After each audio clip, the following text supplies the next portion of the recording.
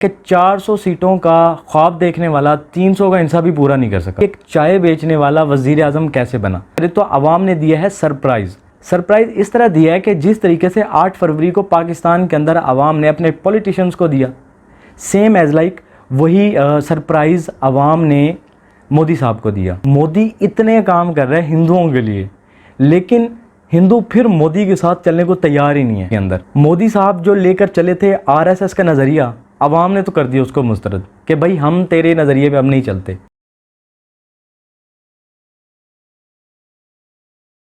बिस्मिल्लाहिर्रहमानिर्रहीम, अस्सलाम वालेकुम। दी न्यूज़ बज़ में आप सबका खुशामदीद और मैं हूं अली हसन। नाजरीन, मोदी को पड़ गई है मुँह की गरूर का सर नीचा। ये तो कहानियाँ बचपन से सुनते ही आ रहे होंगे, इवन आप लोगों को भी सुनाते होंगे, लेकिन हकीकत में ये हुआ है नरेंद्र मोदी साहब के साथ। होता है क्या है? होता ये है कि 400 सीटों का ख्वाब देखने वाला 300 का इंसाफ भी पूरा नहीं कर सका। बेसिकली मोदी की अगर सियासी ज़िंदगी पर हम नज़र डालें तो ये चाय बेचने वाला वज़ीर आज़म कैसे बना। 2014 के अंदर जब बीजेपी बरसर इक़्तिदार आई तो उन्होंने नरेंद्र मोदी साहब का नाम वज़ीर आज़म के लिए नामज़द किया और इसको वज़ीर आज़म मुंतखब कर दिया। उसके बाद 2019 में जब दोबारा बीजेपी बरसर इक़्तिदार आती है तो दोबारा मोदी साहब का नाम मुंतखब करते हैं वज़ीर आज़म के लिए।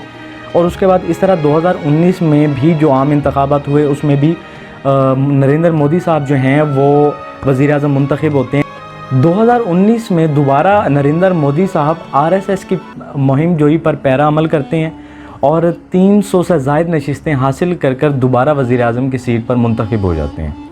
अब ज़रा हम आरएसएस के ऊपर बात कर लेते हैं कि बेसिकली आरएसएस क्या है। आरएसएस एक इंतहा पसंद जमात है जिसका मकसद क्या है कि हिंदुस्तान के अंदर अक़लियतों को ज़बरदस्ती हिंदू करना है, जिसका भारी नुकसान मुसलमान आबादी को उठाया, जिसकी एक वाज़ेह मिसाल हम देख सकते हैं 1992 के अंदर हुई, जिसमें मुसलमान और हिंदू फसादात हुए, जिसमें मुसलमानों का खुलेआम कत्लेआम किया गया, उनके घर जलाए गए और उनकी औरतों की जो इज़्ज़तें थीं उनको नीलाम किया गया। आरएसएस बेसिकली इस मुहिम के ऊपर काम करती हुई चली आ रही है। और उस वक्त भी जब ये मामला हुआ, उस वक्त की बात करूं जब बाबरी मस्जिद को शहीद किया गया था, तो उस वक्त गुजरात के अंदर ये वाक़या पेश आता है और गुजरात के अंदर उस वक्त के जो वज़ीर आला थे वो नरेंद्र मोदी साहब थे। मीन्स के इस तंजीम के जो पीछे हाथ हैं पड़े, या यूं कहें कि इस तंजीम को लेकर चलने वाले मोदी साहब खुद हैं। मोदी साहब जो हैं इस टाइम प्रेजेंट की बात करें या पास्ट की बात करें तो मोदी साहब आरएसएस की थ्योरी के ऊपर काम कर रहे हैं और अब तक इसी लिहाज से चलते आ रहे हैं। लेकिन अगर हम मौजूदा सूरत हाल की बात करें तो अवाम ने दिया है सरप्राइज़ इस तरह दिया है कि जिस तरीके से 8 फरवरी को पाकिस्तान के अंदर अवाम ने अपने पॉलिटिशियंस को दिया, सेम एज़ लाइक वही सरप्राइज़ अवाम ने मोदी साहब को दिया। मौजूदा सूरत हाल में अगर हम बात करें तो उत्तर प्रदेश जो कि इस टाइम बीजेपी का गढ़ समझा जाता था, जहां पे 80% हिंदुओं की आबादी है और 20% मुसलमान आबादी है, वहां पे क्या होता है कि मोदी साहब को, क्योंकि पहले मैंने बताया कि मोदी साहब जो हैं आरएसएस की एक मुहिम के ऊपर काम करते हैं जो कि 92 और उससे पहले से चलती आ रही है। अब प्रेजेंट में क्या होता है कि अवाम अब बहुत तंग आ चुकी थी, तो इसी तरह क्या होता है कि मोदी साहब को वहाँ से एक सरप्राइज़ मिलता है जो कि मोदी साहब के मुंह पर एक ज़ोरदार तमाचा था। और ये एक लम्हा फ़िक्रिया है कि जहाँ पे इतनी बड़ी अक्सरियत एक हिंदू अक्सरियत है, वहाँ पे मोदी साहब को वोट ही नहीं दिए जाते, वहाँ पे बहुत कम वोट मिलते हैं मोदी साहब को और जिसका भारी नुकसान उठाना पड़ रहा है। ये उत्तर प्रदेश वही रियासत है जिसमें हमने पास में बात की कि गुजरात के अंदर बाबरी मस्जिद को शहीद किया गया था, तो प्रेजेंट में उसी जगह पर गुजरात के अंदर राम मंदिर बनाया गया। अब देखें कि मोदी इतने काम कर रहे हैं हिंदुओं के लिए, लेकिन हिंदू फिर मोदी के साथ चलने को तैयार ही नहीं है। कुछ ना कुछ तो कमियां हैं। जो मोदी अखंड भारत का नारा लेकर चला था, वहाँ पे उसको एक सरप्राइज़ मिलता है। मतलब ये है कि मोदी की हुकूमत जो है वो तो जा रही है अब ख़तरे में। वहीं पे राहुल गांधी साहब जो हैं, जो कि कांग्रेस की तरफ से इंतखाबात में आए हुए थे, वो अपनी प्रेस कॉन्फ्रेंस के अंदर कहते हैं कि अब की बार जो मर्ज़ी हो जाए, पावर तो हमने लेनी सो लेनी है, मोदी को हमने वज़ीर आज़म बनने नहीं देना। तो अब समझ आइए कि उत्तर प्रदेश कितना मायने रखता था मोदी साहब के लिए। लेकिन वहाँ पे क्या होता है, जहाँ पे 80% हिंदू रह रहे हैं और 20% मुसलमानों की आबादी है, वहाँ पे बीजेपी को 54,000 वोटों की लीड से शिकस्त होती है। अब ये लम्हा फ़िक्रिया है मोदी साहब के लिए, ठीक है, कि मोदी साहब की जो सियासत है अब वो पड़ने वाली है ख़तरे के अंदर। मोदी साहब जो लेकर चले थे आरएसएस का नज़रिया, अवाम ने तो कर दिया उसको मुस्तरद कि भाई हम तेरे नज़रिए पे अब नहीं चलते, ये कत्लो गैरत ज़बरदस्ती हमसे नहीं होती। वहीं पे राहुल गांधी साहब जो कि कांग्रेस की तरफ से चलते आ रहे थे, कांग्रेस जो कि दम तोड़ती जा रही थी, अब उसके अंदर एक नई जान आ गई है।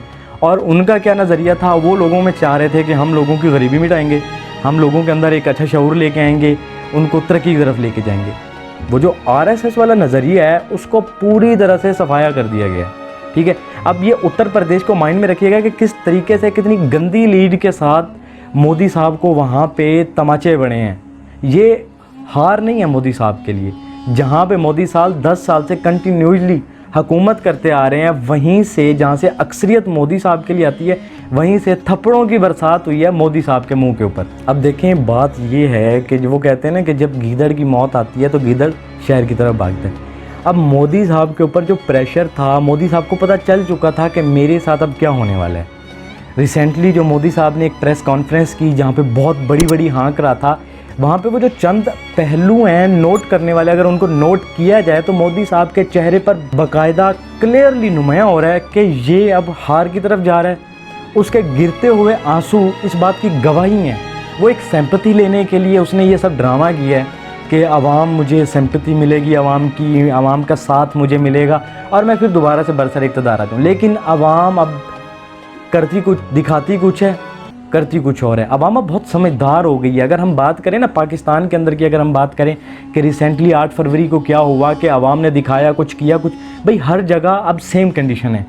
पुराने लोग देख देख कर अब लोग तंग आ गए हैं। वो कहते हैं कि यार कोई ऐसा है जो हमारे लिए सोचे, ना कि अपने लिए सोचे।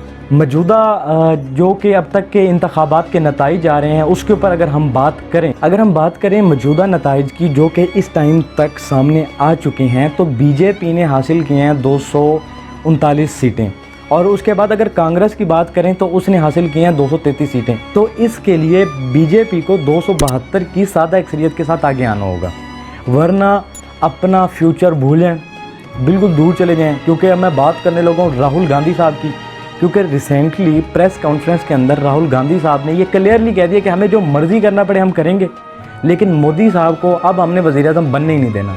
जो मर्ज़ी हो जाए, बरस इक़्तिदार हम लोग आएंगे। और उसके लिए उन्होंने तगदो शुरू भी कर दिया। उसके लिए क्या किया उन्होंने कि बीजेपी इत्तेहादियों के साथ उन्होंने राब्ते करना शुरू कर दिए। वो काम करना शुरू कर दिया जिस वजह से वो उनको तोड़ सकें और अपनी हुकूमत कायम कर सकें। ये तो वो बातें थीं जो अब तक ज़राए के मुताबिक सोशल मीडिया के थ्रू इस टाइम मंजर आम पर आई हैं कि बीजेपी कितनी अक्सरियत के साथ आगे आ रही है और कांग्रेस कितनी अक्सरियत के साथ आगे आ रही है और हुकूमत बनाने के लिए बीजेपी को कितनी चाहिए।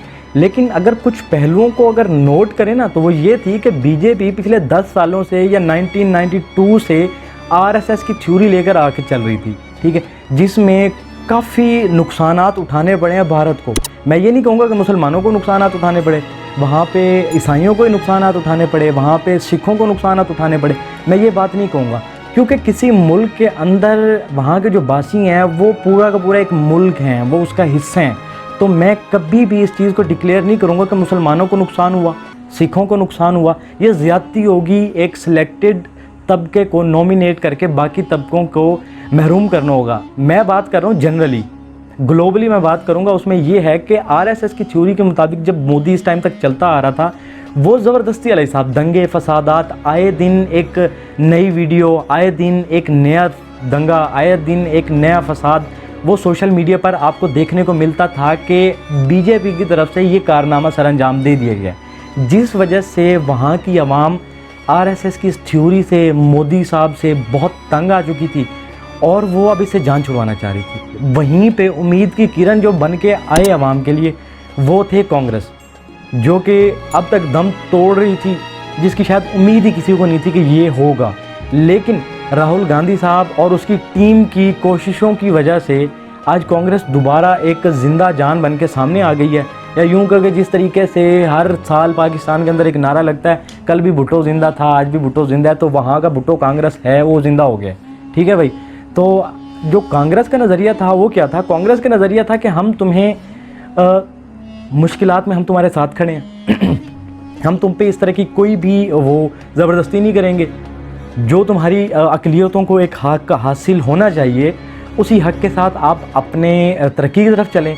बेसिकली वो किसी एक सिलेक्टेड तबके को आगे लेकर नहीं जाना चाह रहे। वो जो अखंड भारत का नारा लेके मोदी चला था, उसको सरअंजाम देने के लिए कांग्रेस ने ठान लिया भाई। कांग्रेस जो है गरीबों के साथ खड़ी है, कांग्रेस मज़लूमों के साथ खड़ी है और कांग्रेस भारत के साथ खड़ी है। हम हाजिर होंगे हमारी अगली वीडियो में, तब तक के लिए जज़ाकल्लाह, अल्लाह हाफ़िज़।